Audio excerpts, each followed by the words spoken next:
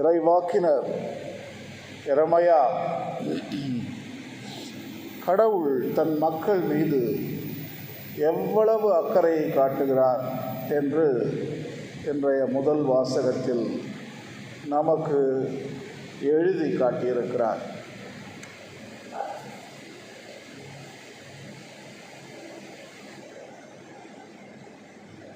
எல்லா யூத மக்களையும் ஒன்று திரட்டுவார்.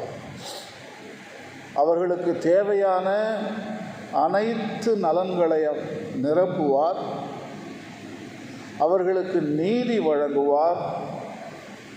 அவர்களோடு என்றுமே தங்கியிருப்பார்.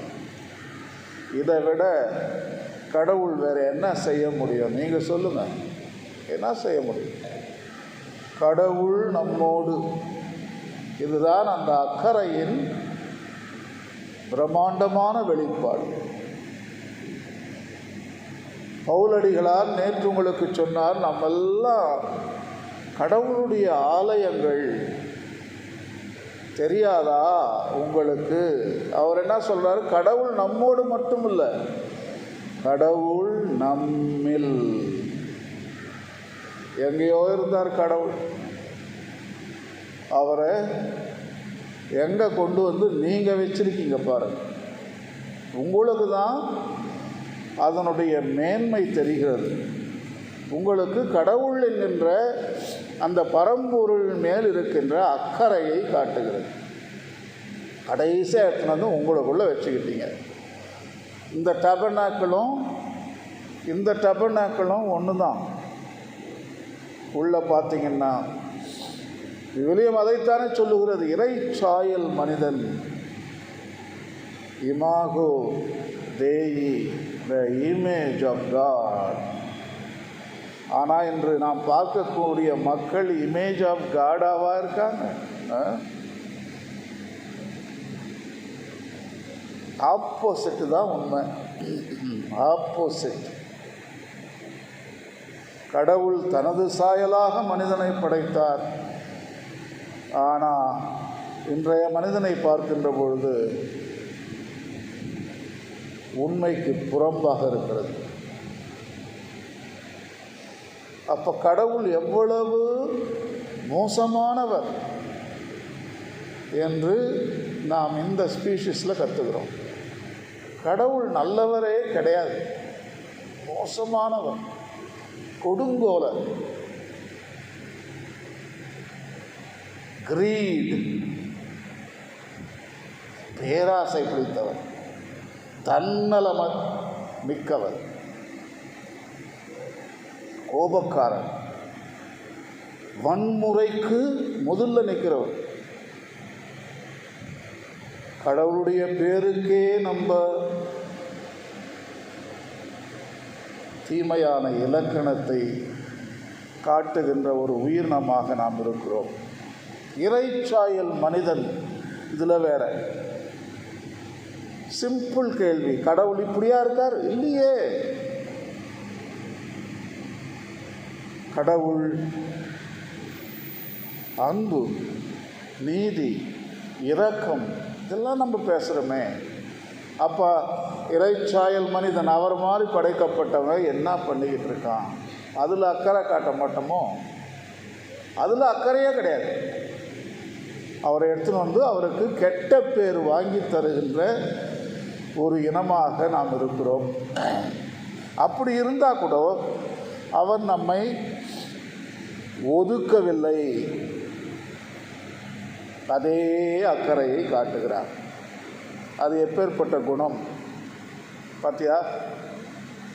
நம்ம செய்கிறோமா? அதை இல்லையே. இவ்வளவு பண்ணி கூட நம்ம மேலே அக்கறை காட்டுகிறார். எரேமியா அவருடைய எழுத்து நமக்கு ஒரு பரீட்சைக்கு சென்று அந்த கேள்விக்கு பதில் சொல்லுகின்ற ஒரு அமைப்பாக இன்றைய தினம் நமக்கு இருக்கிறது.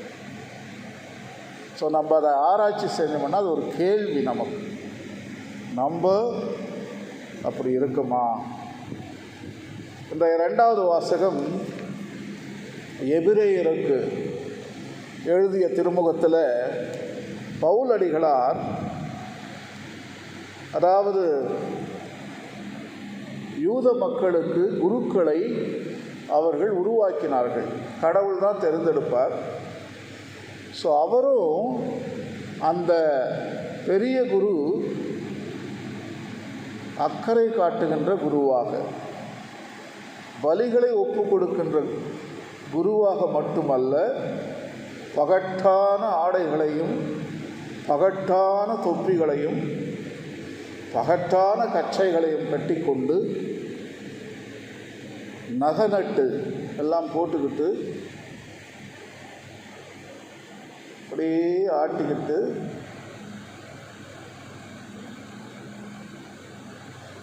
மக்கள் மேல் எவ்வளவு அக்கறை காட்டுகிறார்கள். அதைத்தான் பவுலடிகளார் இன்றைய தினம் நமக்கு சொல்லுகிறார். மக்கள் மீது இந்த குருமார்களும் சிஸ்டர்ஸும் பிஷப்ஸும் போப்ஸும் கர்தினாலும் அக்கறை காட்டுகிறார்களா? பெரிய கேள்வி. அல்லது பூஜைகளும் புனஸ்காரங்களும் பாடல்களும் ஆடல்களும் இவற்றில் நாம் அக்கறை காட்டுகிறோமா? மனித நேயம், அதுதான் திருச்சபை. அக்கறை தமிழில் இருக்கின்ற வார்த்தை பியூட்டிஃபுல். மனித நேயம், அதை விட பெஸ்ட் அக்கறை தான். அதைத்தான் திருத்தந்தை ஃப்ரெத்தெல்லி தூத்தி, நீங்கள் நல்லா படிச்சிங்க இல்லையா? அதில் ஃப்ரெட்டர்னிட்டி அண்ட் சோஷியல் ஃப்ரெண்ட்ஷிப் என்று சொல்லுகிறார். அக்கறை என்ற வார்த்தை ஆங்கிலத்தில் திருச்சபையில் நமக்கு திருத்தந்தைகள் சொல்லி காட்டுவது fraternity and social friendship. Fraternity என்றது நம்ம பக்கத்தில் இருக்கிறவங்களுக்கு காட்டுகின்ற ஒரு அக்கறை. சோஷியல் ஃப்ரெண்ட்ஷிப் பண்ணுறது இங்கிருந்து நீங்கள் ஜபத்தின் மூலம் நீங்கள் பல மைல்களுக்கு அப்பால் இருக்கின்ற உங்கள் சகோதரிகளுக்கும் இப்போ சண்டையினால் துன்பப்படுகின்ற அந்த இஸ்ராயேல், ஹமாஸ், உக்ரைன் இவர்களுக்கும் ஏழைகளுக்கும் நோய்வாய்ப்பட்டவர்களுக்கும் காட்டுகின்ற ஒரு அக்கறை தான் சோஷியல் ஃப்ரெண்ட்ஷிப் என்று சொல்லுகிறார்.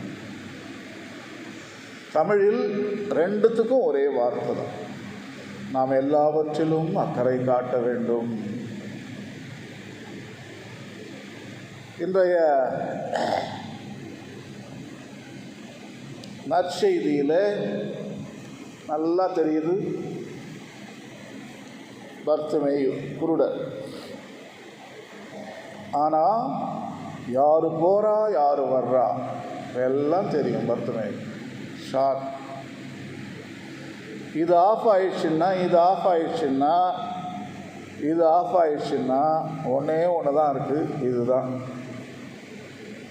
அது ஒன்று மட்டும் ஷார்ப்பாக இருக்கும். அவருடைய ஃபோக்கஸ் பார்த்தீங்களா? நம்ம படித்த திருத்தந்தை நமக்கு சொல்லி கொடுத்த கௌதேத்தே எக்ஸுல்தேத்தே ரிஜாய்ஸ் அண்ட் பி கிளாட், அதில் 3வது சாப்டரில் நீங்கள் படிச்சிங்க சயின்ஸ் ஆஃப் ஹோலினஸ். எங்கெங்கே நம்ம புனிதத்தை பார்க்கலாம்? ஏதாவது ஒன்று சொல்லுங்கள் பார்ப்போம். Very good.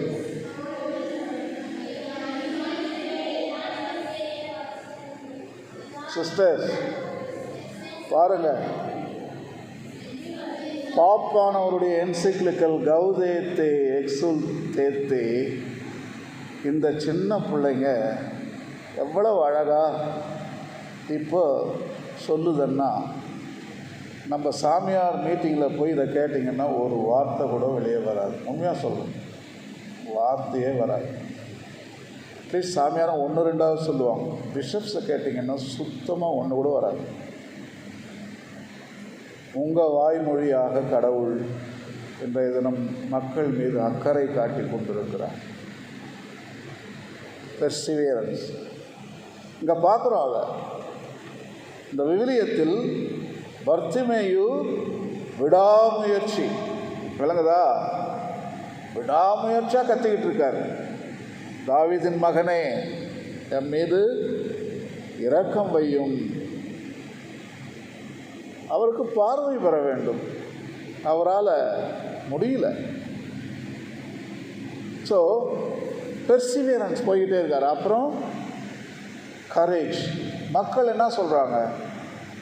கூப்பிடாத, ஏசுநாதை டிஸ்டர்ப் பண்ணாத.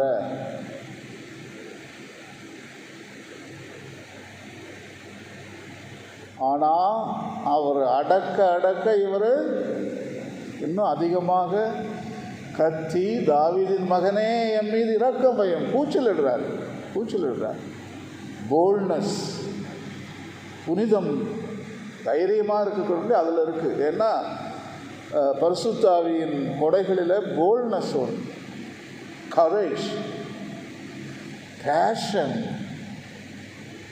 அதே வேலையா பேஷன், இதெல்லாம் நமக்கு புனிதத்தை கொடுக்கக்கூடிய ஒரு எமோஷன்ஸ் என்று திருத்தந்தை நமக்கு அந்த ரிஜாய்ஸ் அண்ட் பி கிளாட்ல எடுத்து சொல்கிறார். அதையெல்லாம் இன்றைய தினம் நாம் இந்த அழகான அந்த கதையில் நம்ம பார்க்குறோம். கடைசியாக இயேசுநாதர்கிட்ட போயிடுறார். போயிட்டு என்ன வேணும் டக்குன்னு சொல்கிறார். அவர் எனக்கு பார்வை பெற வேண்டும், அவ்வளோதான், வேறு எதுவுமே இல்லை. அங்கே போயிட்டு வேறு எதுவுமே, ஆண்டவரே ஒரு நல்ல பொண்ணாக பார்த்து எனக்கு கல்யாணம் பண்ணுவீங்க, ஒரு 2 குழந்தை கொடுத்துருங்க, இல்லை வீடு, செல்ஃபோனு, ஸோ அதெல்லாம் கேட்கவே இல்லை. தேவையானதை கேட்குறாரு. எனக்கு தேவை பார்வை, அவ்வளோதான், வேறு எதுவும் கிடையாது.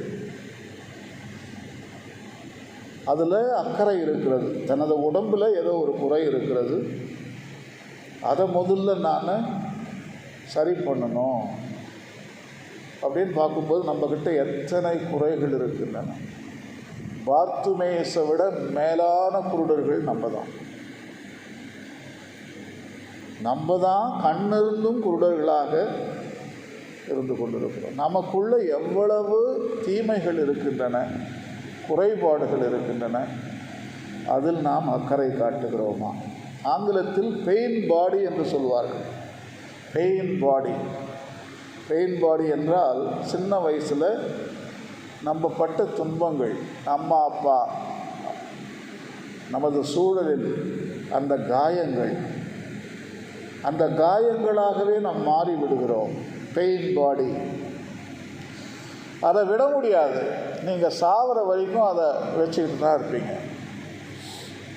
எப்போ வந்தாலும் அது தூண்டி விட்டுச்சுன்னா தீர்ந்து போச்சு. ஃபுல் பாடி பெயின், உங்கள் ஹோப்பே போயிடும். நம்ம பேசின திருச்சபை கற்றுக் கொடுக்கக்கூடிய அந்த புனிதம் வாய்ந்த அந்த உணர்ச்சிகள் எல்லாம் மறைந்து போயிடும். பெயின் பாடி ஒன்று தான் ஞாபகத்துக்கு வரும். பெரிய டேஞ்சர். நம்ம எல்லாம் புனிதர்கள் அல்ல, மனிதர்கள், குறைபாடுகள் இருக்கின்ற மனிதர்கள். நமக்குள்ள அதெல்லாம் பேய்கள் இருக்கின்றன, குருட்டுத்தன்மை இருக்கிறது. அவற்றை நாம் சரி செய்ய வேண்டும். அதை நம்ம கடவுளை கூப்பிடுறோம். இறைவா வந்து எனக்கு பார்வை கொடு. அவன் பாருங்கள், கடைசியாக பார்வை பெறுகிறான். ஹீலிங் நடக்குது. உடனே நீ போப்பா, உனது விசுவாசம் உன்னை குணமாக்கியது, போ கோ கோ கோ கோ ஹோம். ஆனால் அவன் ஆப்போசிட் காரியத்தை செய்கிறான். அவன் போல அவன் இயேசுநாதர் பின்னால் பின்பற்றி சென்றான் என்று நமக்கு சொல்லப்பட்டிருக்கிறது. அதுதான் அக்கறையின் உச்சக்கட்டம்.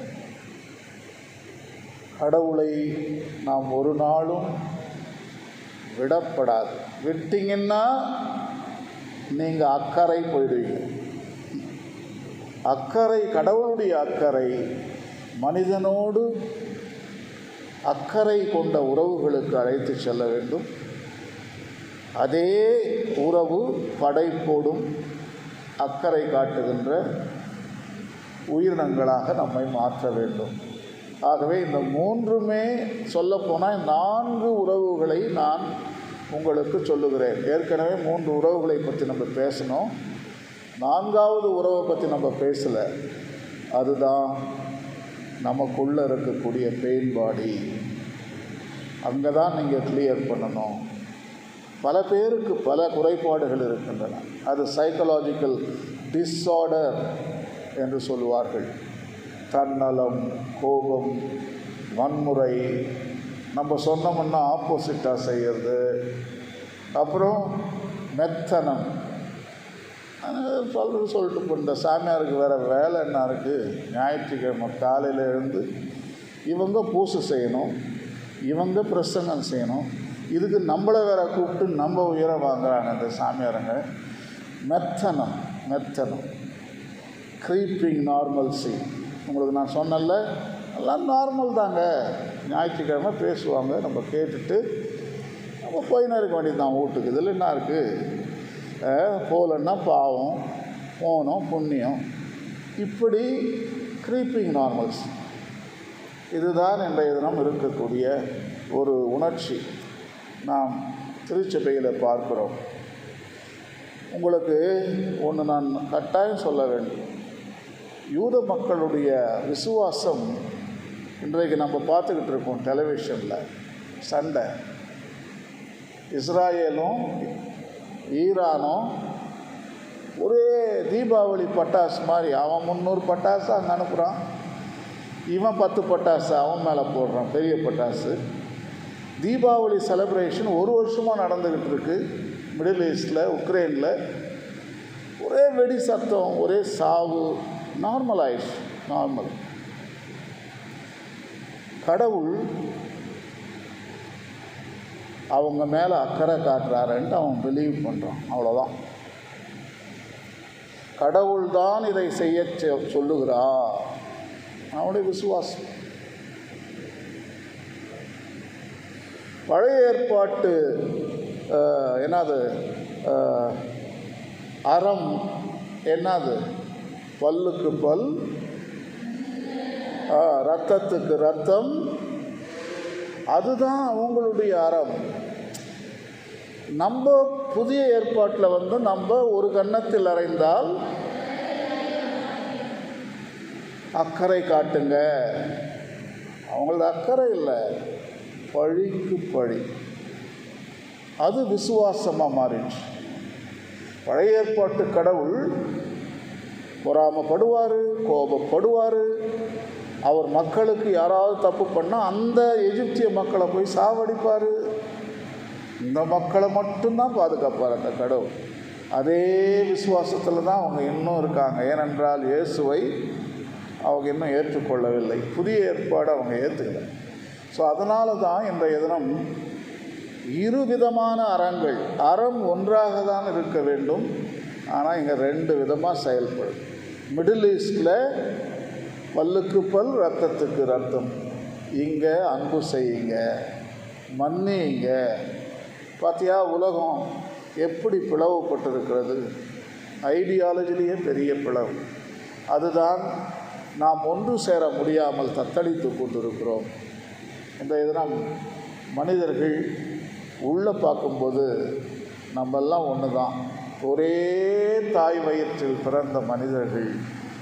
ஆனால் கடவுள் நம்மை படைத்தது நம்மெல்லாம் ஒன்றா இருக்கணும். ஆனால் எல்லாம் பிரிஞ்சு போய் 220 நாடுகளும் 500 மதங்களும் நம்மை பிளவுபடுத்தி வேடிக்கை பார்த்து கொண்டிருக்கின்றன. நிறைய சேலஞ்சஸ் உங்களுக்கு இருக்குது. இன்றைய தினம் நீங்களும் பார்த்திமேயுவை போல முதல்ல நீங்கள் உண்மையை பாருங்கள். நீங்கள் உண்மையை, ரியாலிட்டியை பார்க்காம மற்றவங்க சொல்கிறத நம்பிக்கிட்டு நம்ம எதுவுமே செய்ய முடியாது. உண்மையை பார்த்துட்டோம்னா we are convinced. நம்மளை யாருமே திசை திருப்ப முடியாது. உண்மைக்கு சான்று பகர்வதே எனது பணி, இதற்காகவே நான் வந்தேன், இயேசுநாதர் சொல்லுகிறார். அன்பிற்குரியவர்களே, உங்களோடு நான் கடந்த வாரம் உடனிருந்தது ரொம்ப ஒரு அருமையான காலம் என்று நான் நினைக்கிறேன். கடவுள் கொடுத்த ஒரு வரம். இப்பேற்பட்ட மாணிக்கங்கள், ட்ரெஷர்ஸ், யூ ஆர் த புதையல், நீங்கள் தான் அந்த பேர்ல், முத்துக்கள். இந்த முத்துக்கள் கடவுள் உருவாக்கி இதை அனுப்புகிறார் மக்களுக்கு மத்தியில். நீங்களும் அங்கு சென்று எல்லாவற்றிலும் அக்கறை கொண்டவர்களாக உங்களுடைய காங்கிரிகேஷன், நீங்கள் நேற்று சொன்னீங்க அழகாக படித்து பார்த்தேன், நீங்கள் எழுதுனதெல்லாம் உங்கள் மதம், உங்களுடைய மடம் இமாக்குலேட் ஹார்ட் ஆஃப் மேரி, அது மேலே நீங்கள் கொண்டிருக்கின்ற அக்கறை ரொம்ப சந்தோஷத்தை கொடுக்கிறது. அங்கே மட்டும் இருக்காதீங்க, கொஞ்சம் பெருசாக பாருங்கள். உங்கள் சபை உலகமெல்லாம் உங்கள் சபை தான். ஸோ அப்படி பார்க்கும்போது தான் மாற்றத்தை நாம் கொண்டு வர முடியும். அப்படி இல்லை என்றால் நம்ம மடத்து மேலே குறுகிய நோக்குடன் தான் நாம் வாழ்வோம். பரந்த நோக்குடன் வாழ உங்கள் கண்களை அகலமாக திறங்கள். இறைவா, எனக்கு பார்வை கொடு, இந்த உலகை ஒரு வீடாக நான் பார்க்க வேண்டும் என்கின்ற ஜெபத்தை இந்த திருப்பலியில் நாம் வேண்டுவோம். ஆமென்.